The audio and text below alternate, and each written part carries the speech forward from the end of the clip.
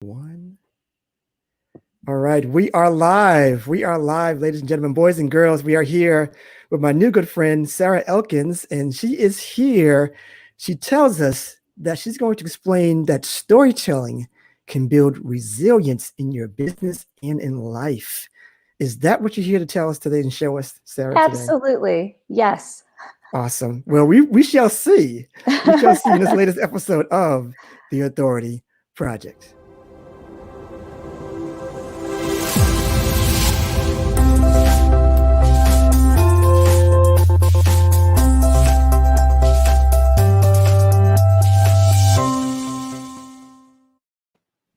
All right, we are back and we're ready to go. I'm excited to dig into this subject here. We've got a lot to show you here today, and I'm so excited here. So, first of all, before we get started, Sarah, tell us first of all who you are personally, and then professionally. Well, personally, I moved from Washington, D.C. to Montana 21 years ago. I had a baby and went right back to work in the D.C. area and came home one evening and took him from the nanny and went to sit down to nurse. And he smelled like her because she'd been Oh, snuggling him all day. And I yeah. had such a bittersweet moment thinking, oh, she loves him so much. She snuggled him all day, but he should smell like me. Mhm. So my husband and I, he found a job in Montana, and 4 weeks later, we loaded up a Ryder truck and drove across the country and moved to Montana. This was 21 years ago. Mm. And so I'm very adventurous. I love to hop in a car and go somewhere. It's shocking to me that I've been in one place for as long as I have, because my husband and I both moved around a lot as kids. He is the son of a retired Navy admiral when he passed away. And I just moved. I went to 4 different elementary schools. So that's a little bit about me. I'm very adaptable. I think it's because I moved around so much. Yeah. And professionally, I am a communication coach. I'm certified through Gallup Company for the StrengthsFinder assessment. So I do a lot of coaching of teams to improve their communication and understand how to use their strengths to communicate more effectively and understand better reasons a diverse team works so much better than a homogenous team. So that's generally, and I do keynotes and I have a new book out. So I get bored really easily. So I have my fingers in a lot of different places.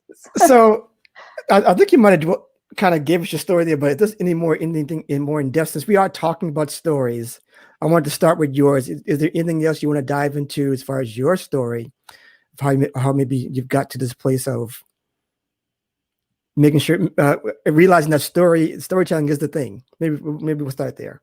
Yes, it was. I started a podcast 2.5 years ago. It'll be 3 years in December. So I have 140 episodes every Tuesday for 140 Tuesdays.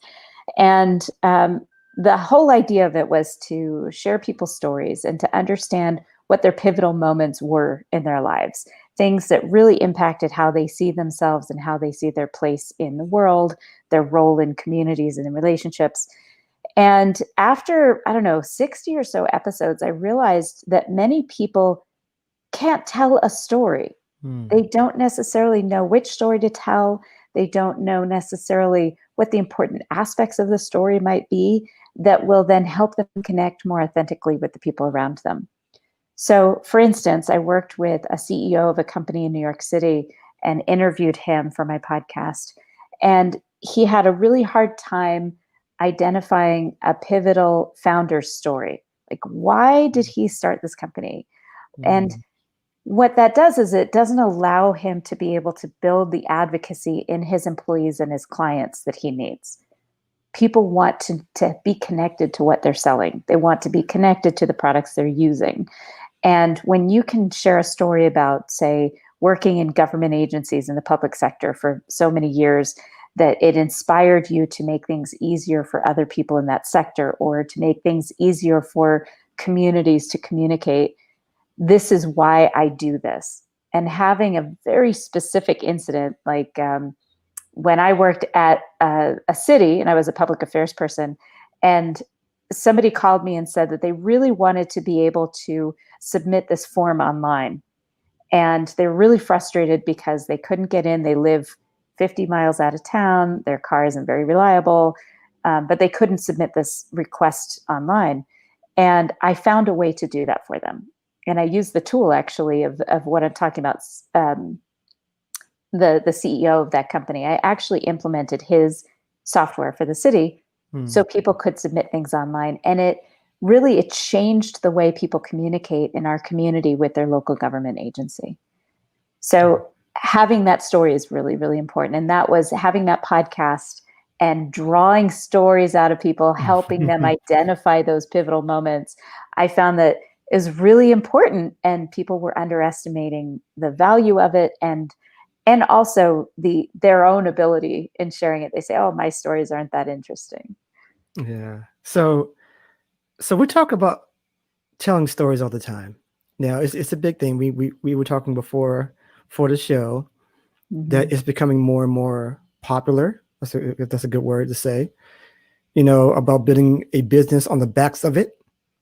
But is it that simple? Is it that simple just to, I'm gonna tell you, I hear it all the time.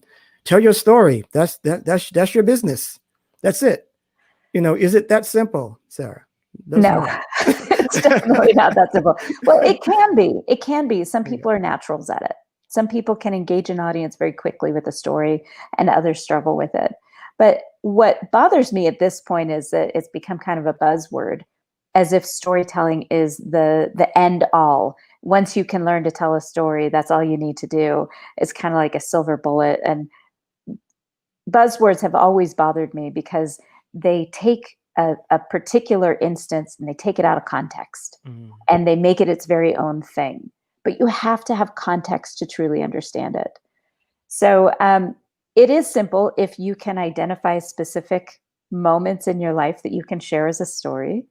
It is simple if you have a personal brand that you already know and you're intentional about it, then you have a story that will help develop that brand and make sure that it's confirmed in the minds and hearts of the people you're sharing it with by the stories that you're sharing. So it can be simple, but there's a lot of foundation work that has to be done before you can really use it to the extent that we need to be able to use it to communicate, to improve our relationships. And especially when we're talking about the circumstances now around racism and bigotry, if you can't share a story that connects people to you, you're never going to change any minds. I love it. So take us, I was going to do two different things here. Now you got me to something else. But my first question was, take us a few steps of, don't leave us hanging, Sarah. Don't leave us hanging. Show us how, in maybe a couple of steps that we can tell our story better than what maybe what we've tried to in the past. Sure. Well, my book is called Your Stories Don't Define You, How You Tell Them Will. And there are worksheets and exercises in it. And one of the exercises I do is I suggest that you consider 3 words you would want people to use to describe you when you walk away from them. So just start with 3 words because you can be consistent in demonstrating those words through your actions and your stories if you start with 3 and then maybe build. And I recommend that you do this exercise multiple times across your lifetime because those 3 words will shift. The 3 words I would use now are very different from the words I would use prior to having children, for instance. So start with those 3 words and start thinking about what you can do to demonstrate those 3 words in your actions and behaviors every day. So if you want to be known as a compassionate person, you have to consistently be compassionate in every aspect of your life. This isn't in business versus at home because you are the same person no matter where you're sitting. So being able to think and be really intentional about how you want people to perceive you, what your legacy would be if something, God forbid, happened to you. You have to demonstrate that in actions every day. But there are times when you can't demonstrate something and you have to use your words. And so, for instance, if you want to be known as a team player and you're interviewing for a job and you say, I'm a team player. How believable is that, really? Like, okay, you've just labeled yourself, but show me. But if I tell a story about something that went wrong in my last job, that I was able to connect with the people that were impacted by it, I'll give you a specific example that's in my book. I was I was collaborating for the transfer initiative across the state of Montana. And what that meant was my boss was the director of transfer initiatives, and we together were facilitating conversations all across the state with the subject areas that were taught at every system school and out of system schools. So even all the tribal colleges participated. We had 7 of them sign on to participate. What we did is we created a spreadsheet that described every class that was offered in every subject area. So for instance, I had a math spreadsheet that had every math class that's taught across the state in that spreadsheet. Wow. And I used that spreadsheet to identify which courses might be considered equivalent, so that if a student took it at University of Montana in Missoula and they transferred to Montana State University in Billings, that they could transfer that class directly. And we all know transfer is really hard on students and parents and pocketbooks. So this was a pretty important project. And at one point, I had a few hundred, probably 500 or 600 classes on a spreadsheet. And I had done a lot of work on it, had worked through with probably 24 faculty members that were teaching these courses all across the state. And at some point in the back end, when I was trying to organize it to be distributed, somebody on my team resorted the spreadsheet without selecting all of the columns. So if anyone's familiar with Excel, this is huge. Yeah. Huge.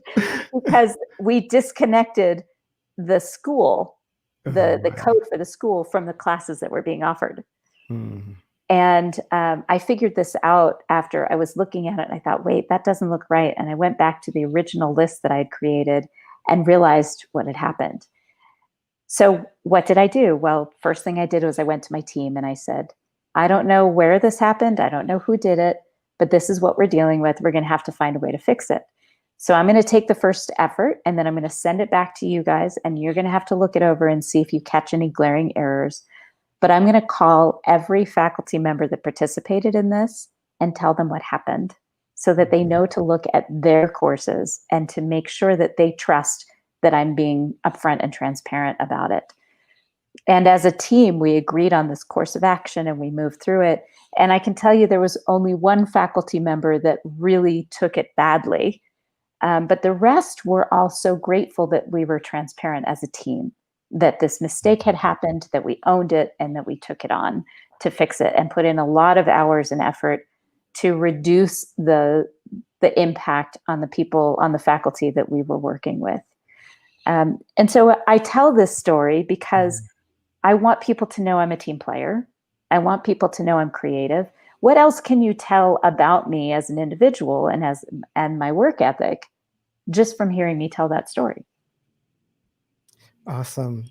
That is perfect. Because me telling a story is like, I want to end it quickly. You know what I'm saying? Like, well, I'll tell you a little story about something, it was this, I want to try to finish it in a minute. And maybe that doesn't have the most impact, but you may not realize that because you're thinking that the person in front of you doesn't want to hear all of this depth and substance to a story. And I think maybe that's the wrong thing to do. Am I wrong? Am I right about that, saying that way? Well, I think you're right that people underestimate the value of certain details of their stories. And so they cut it short because they don't think it's that interesting to people. And there are 2 aspects to that. One is, as somebody who's listening to a story, if you really want to learn whether this person is a team player, you have to ask the questions that are going to uncover that aspect of their character. Just like if I wanted to tell you I was a good cook, and I didn't know necessarily how to share a story about being a good cook, you could say, tell me about your favorite dish and how you make it. Yeah. And because it's something that's meaningful to me, I could get into the kind of detail that'll make your mouth water and you'll be so hungry by the end of that story. But you would have to ask me the question that would draw that out if I didn't know how to do it myself. Gotcha. And I'm not sure if I'm doing a good job already about pulling out your story in this interview, but I'll try my best here. But I'm learning. So I just want to dive back into what you're saying about the current, state of, the pandemic and the racial unrest in the country and maybe actually globally. Mm-hmm. How important is that to try to tie that into your companies now, or what you're starting, how you're dealing with it? Because I've seen some people kind of ignore it. I've seen some people dive into it head first. Some people who are not saying anything, not saying anything at all intentionally for everything. And I think, and then there's the politics of everything.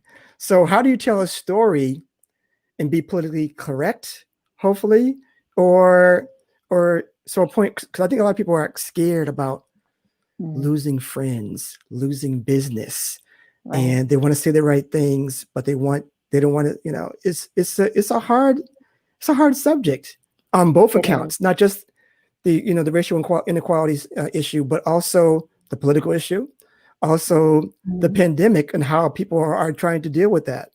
Right. How do you do that?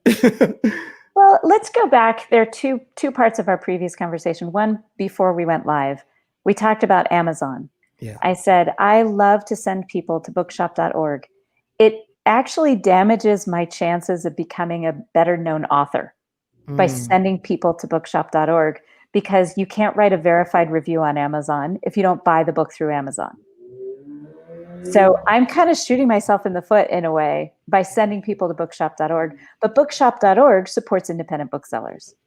Your little independent bookstore downtown in Boston, whatever, six shops that are still in existence and do a fantastic job of getting authors in and carrying the books that your neighborhood wants, and having these great locations for important conversations. You want to support them. So those booksellers can actually create a page on bookshop.org. And if you request that they put my book on that page, then they get the benefit of selling it as if they sold it in their store. So I love the underdog.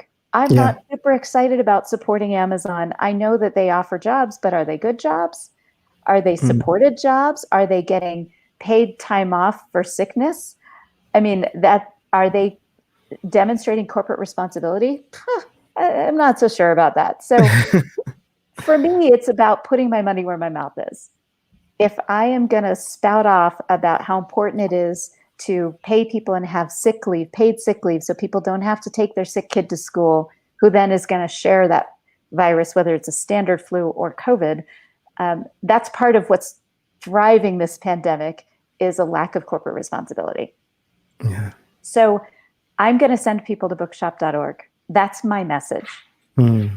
So I think it's really important to know what your values are before you step into any conversation. But also there's the other side of this. If you are spouting off, ranting about racism, but you're not doing anything, then that's not going to change anything. Yeah. I think the most important aspect of our conversations, these difficult, conflict-filled conversations, is to share our own story, our own experience in a way that provides lessons for ourselves and for others. Okay. So for instance, I'm Jewish and I live in Helena, Montana. It's a very small Jewish community. We don't even have a synagogue here. There's no rabbi in our town. And I can't tell you how many times people have been ignorant about anything Jewish, which is not surprising because they don't really have any exposure here. Yeah. So I know I have the luxury of not telling people I'm Jewish. I can fit in if I want to. People of color don't have that luxury. But it's part of why I don't take that luxury. Any opportunity I get to put that into the conversation that I'm Jewish, I do. And it's partly because I know that I can represent other Jews in a positive light. I can be an ambassador by telling a story. And one of the stories I love to tell is that many years ago when my boys were little, They were playing with a friend, and I was out running an errand. And there was a guy in a truck who it wasn't running, and I parked behind him. I ended up jump starting his vehicle. I actually went home, grabbed my jumper cables, came back, because Helena is a very small town. So that would have taken me all of 8 minutes, right? It wasn't a big upset to my schedule. But I also brought some Goldfish crackers because there was a toddler in the car that wasn't starting. And I could hear her getting fussy. So I asked the mom, may I give you some Goldfish crackers for the toddler? And she's like, oh, yes, of course. Thank you. So I handed them through the window, and then I went and jump started the car. And as I was driving away, the guy stopped me. He said, wait, we don't even know your name, and you were so kind. Thank you. And I said, I'm Sarah. And he said, well, Sarah, that was real Christian of you. Probably the only Jewish person within 5 miles of this guy, at least, if not 100 miles of this guy. And he said that. So I had this opportunity to either get upset and be insulted, or to take it in a way that could allow some potential for an open communication. Yeah. So I looked at him and I smiled kindly, because I knew he didn't mean to be insulting. To him, that was a compliment, right? Yeah, right. Because he's Christian. So I looked at him, I said, actually, that was really human of me. I'm Jewish. And I drove away. Yeah. I didn't stay to make him uncomfortable or to have him try to, back up and make up for what he said, or to get angry and defensive.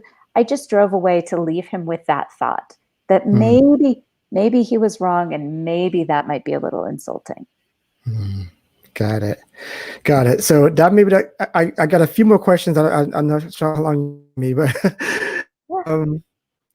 that kind of delves me into the next question. What is the biggest mistake you see when people are trying to tell their story? Well, there are two big mistakes. One is telling a story without observing the audience. The wrong story with the wrong person can go in a very bad place. So observation is the key to good storytelling. I know it sounds counterintuitive, but it's not. When you see the person start to stand back, or their feet start to face the wrong direction, or they cross their arms in front of them, you've probably said something that's going to shut them down. And that's the biggest mistake I see, is when people aren't paying attention to their audience. And I am guilty of that. One of the things is when you go into too much detail. And my brother once heard me telling a story to one of my nieces, and he saw her kind of shutting down, and he said, Sarah, land the plane. So that's I think that the biggest mistake that people do when they're telling a story is not observing the audience. And then the next part is when they don't share the story with the intention of drawing another story out of the person in front of them. So in other words, when you're sharing a story, you need to do it with curiosity and not judgment. And that means toward yourself as well as toward the person that you're sharing it with. So if you're telling a story that sounds like you're judging yourself harshly, you are judging yourself harshly. And so the person in front of you is going to see that, and it changes their perception of you. Presenting it with curiosity, what lessons could I have learned from this? What lessons did I learn from this? How did I approach the next time I had this situation, because I had this experience behind me? And then being able to understand that the story you're telling is going to jog the memories of the person in front of you. And that's the most beautiful part of story sharing, is making that connection. I love it. So I'm gonna play a little bit of devil's advocate here. When people, they see you, Sarah, the storytelling thing, we got it. We understand it. I tried that already. Didn't work for me. This storytelling is a joke. This is a bunch of hooey. Tell the people who are seeing that right now, can you give us something? I know you've already given us some results, but tell us why, and I'm sorry about this phone going off here, how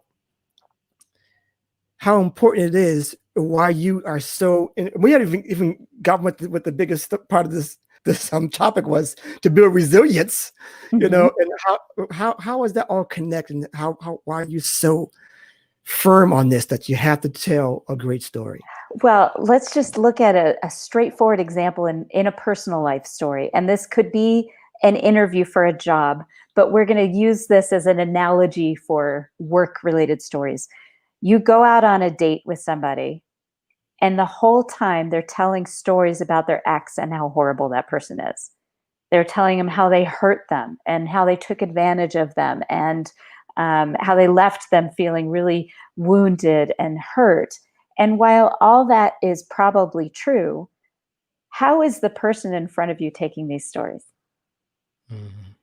How are they seeing you? First of all, they're seeing you as a victim, because you're telling the story as a victim, not as somebody who's strong and walked out and learned the lessons they needed to learn and won't tolerate that kind of shit anymore. Excuse my language.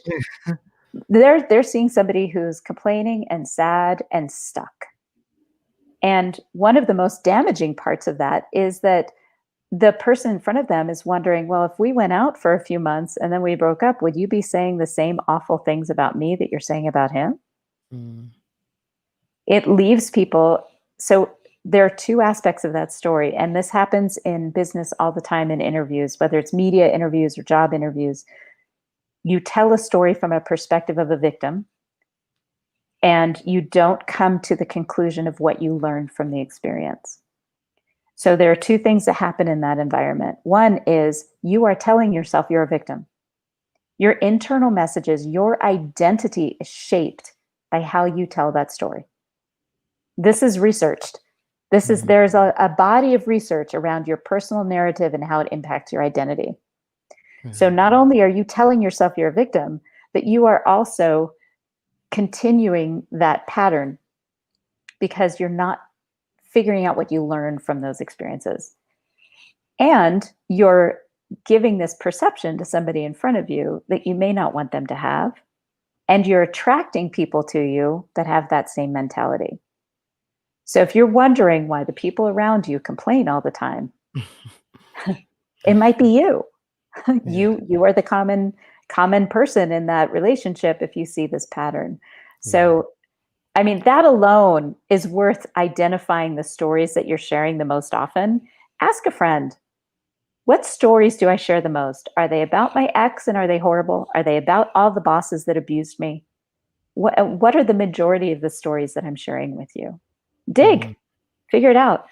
And then the other aspect of why this is useful is, as I mentioned, I was talking about the CEO, we'll call him Jack, of an IT company, a software company, that he didn't have a founder's story, and he didn't really share personal stories with his employees or his clients.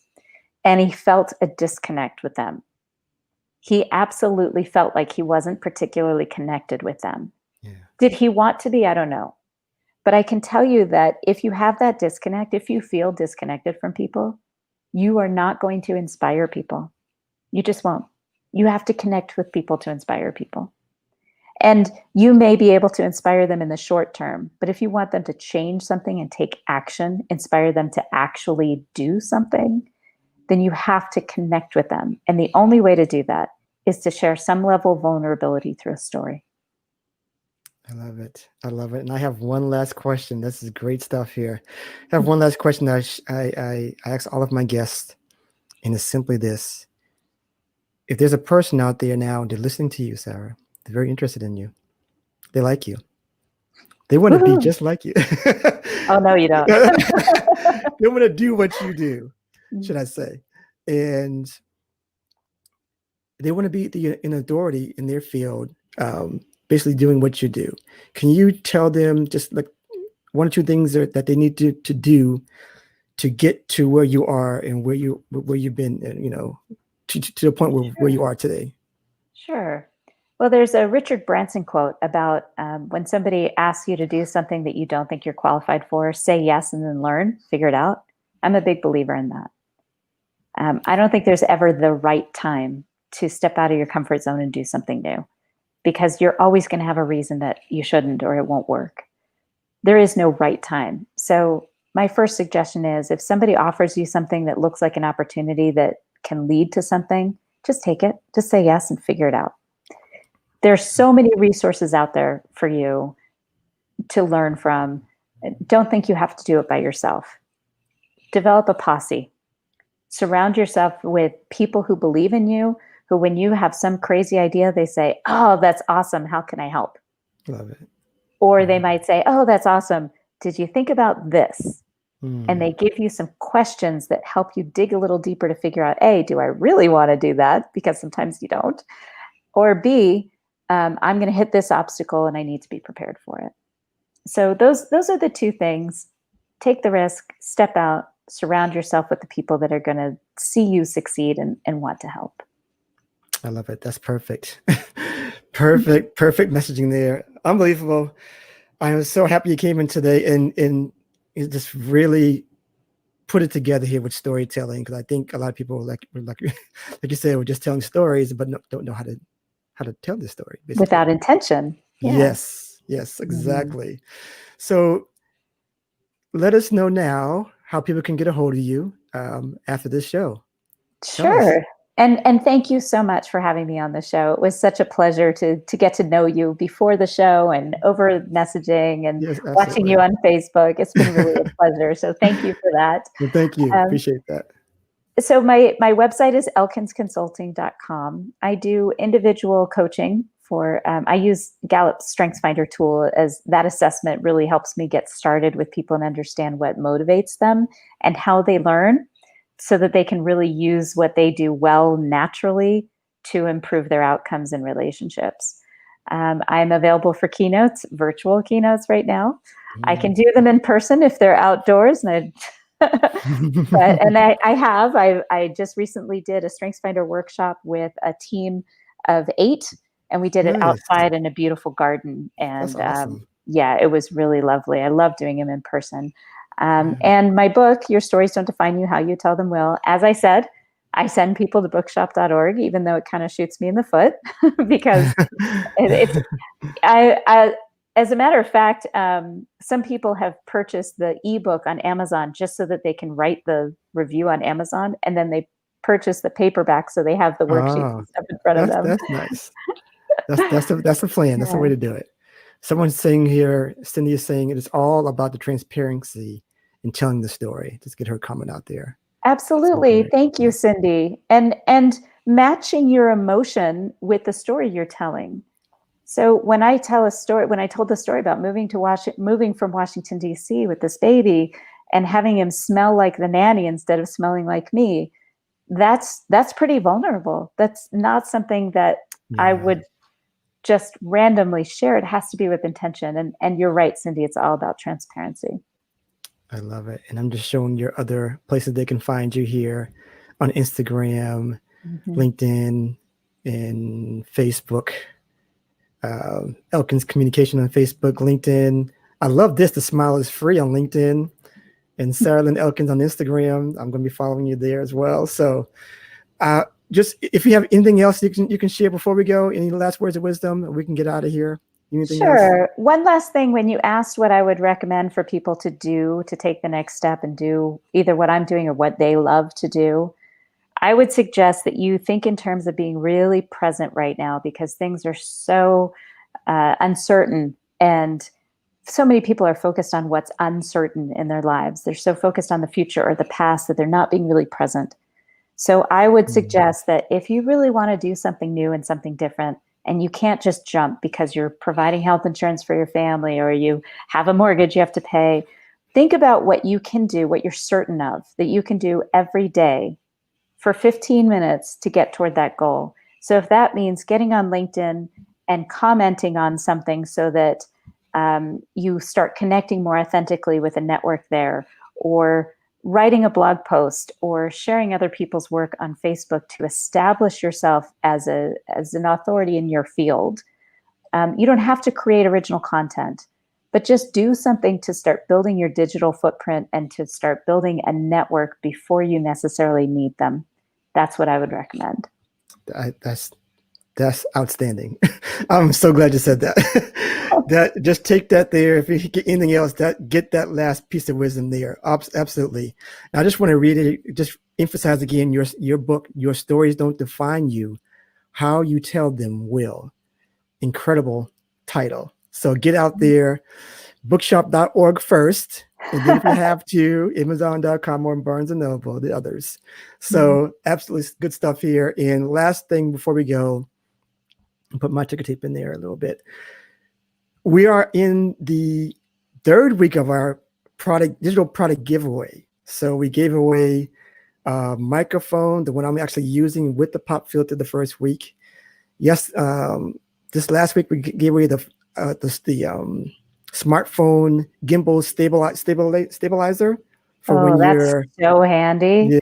So we give away that on Saturday. So this Saturday we got the Audio Technica headphones for podcasting or studio work for musicians or whatever. That's going to be sold. Giving away this weekend as well. So jump on that, people, if you want to get that. We're in the third week, and we're just going to ramp up those prizes. Trust me, I got some great things in the works. So we're going to get better and better as we go along. So get on that. Go to theauthorityletter.com and get on that. All right. And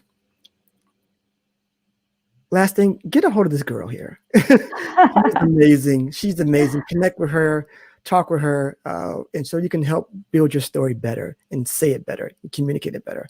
And that's all I got to say for right now. We're getting out of here. I appreciate you. Thank you so much for joining us on the show. And we will see you on the next episode of The Authority Project. Thank